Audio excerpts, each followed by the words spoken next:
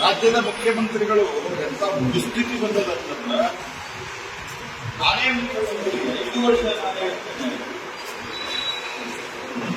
ನನ್ನನ್ನು ಬಿಟ್ಟು ಬೇರೆ ಯಾರೂ ಇಲ್ಲ, ನಾನೇ ಇರ್ತೇನೆ, ನನ್ನನ್ನು ಯಾರು ತೆಗೆದುಕೊಳ್ಳಬೇಕು ದುಸ್ಥಿತಿ ರಾಜ್ಯದಲ್ಲಿ ಬಂದಿದೆ ಅನ್ನೋದು ರಾಜ್ಯದ ಜನ ಅರ್ಥ ಮಾಡಬೇಕು. ಕೊಟ್ಟು ರಾಜ್ಯದಲ್ಲಿ ಗೊಂದಲ, ಅಸ್ಥಿರತೆ, ಭ್ರಷ್ಟಾಚಾರ ಮತ್ತು ಯಾವುದೇ ಅಭಿವೃದ್ಧಿ ಕೆಲಸ ಆಗ್ತಾ ಇಲ್ಲ ಅನ್ನೋದನ್ನ ಕಾಂಗ್ರೆಸ್ ಪಾರ್ಟಿಯ ಶಾಸಕರು, ಎಲ್ಲರೂ ಅತ್ಯಂತ ಘಟಾನುಘೋಷವಾಗಿ ಹೇಳ್ತಾರೆ.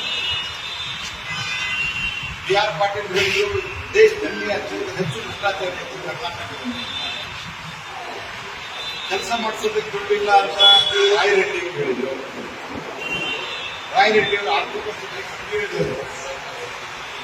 ಬಿ.ಆರ್. ಪಾಟೀಲ್ ದುಡ್ಡು ಕೊಟ್ಟವರ ಮನೆ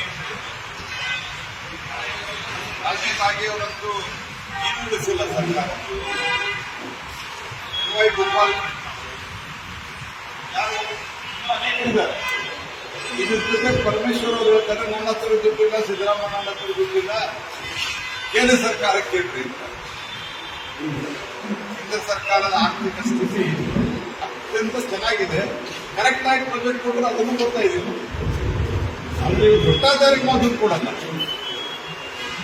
ನಮ್ಮ ರೆವಿನ್ಯೂ ಡೆಫಿಸಿಟ್ ಸಹಿತ ಫಸ್ಟ್ ಟೈಮ್ ವಿತೌಟ್ ಎಫಿಷಿಯನ್ಸಿ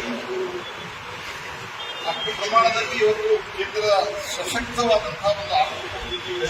ರಾಜ್ಯ ಯಾವ ಸ್ಥಿತಿಗೆ ತಲುಪಿದೆ ಅನ್ನೋದನ್ನ ನೋಡಿದ್ರೆ ಬಹಳ ಚಿಕ್ಕ ಅಭಿವೃದ್ಧಿ ರಾಜ್ಯ. ಹಾಗಾಗಿ ಎಲ್ಲ ಘಟನೆಗಳನ್ನ ಮರೆಮಾಚಲಿಕ್ಕೆ ಕೋವಿಡ್ ವ್ಯಾಕ್ಸಿನ್ ವಿಷಯವನ್ನ ಎತ್ತಿ ನನ್ನ ಪ್ರಕಾರ ಕಾಂಗ್ರೆಸ್ ಪಾರ್ಟಿಯ ಒಂದು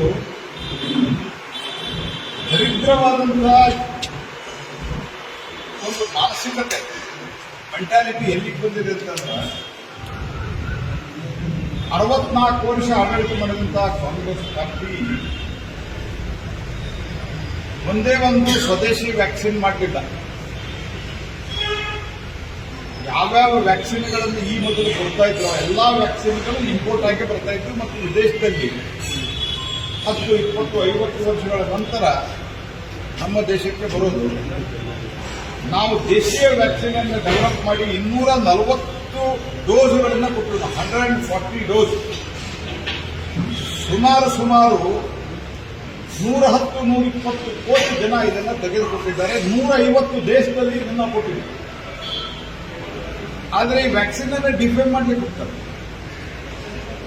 ಇವೆಲ್ಲ ಡೈವರ್ಟ್ ಮಾಡೋದಕ್ಕೆ ಈ ರೀತಿಯ ಟ್ವೀಟ್ ಮಾಡಿ, ಈ ರೀತಿಯ ಹೇಳಿಕೆಯನ್ನು ಕೊಟ್ಟು ಮೋದಿಯವರನ್ನ ವಿರೋಧಿಸುವ ಬರದಲ್ಲಿ ದೇಶದ ಸಾಧನೆಯನ್ನ ವಿರೋಧ ಮಾಡ್ತಾ ಇದ್ದಾರೆ. They are opposing nation it's.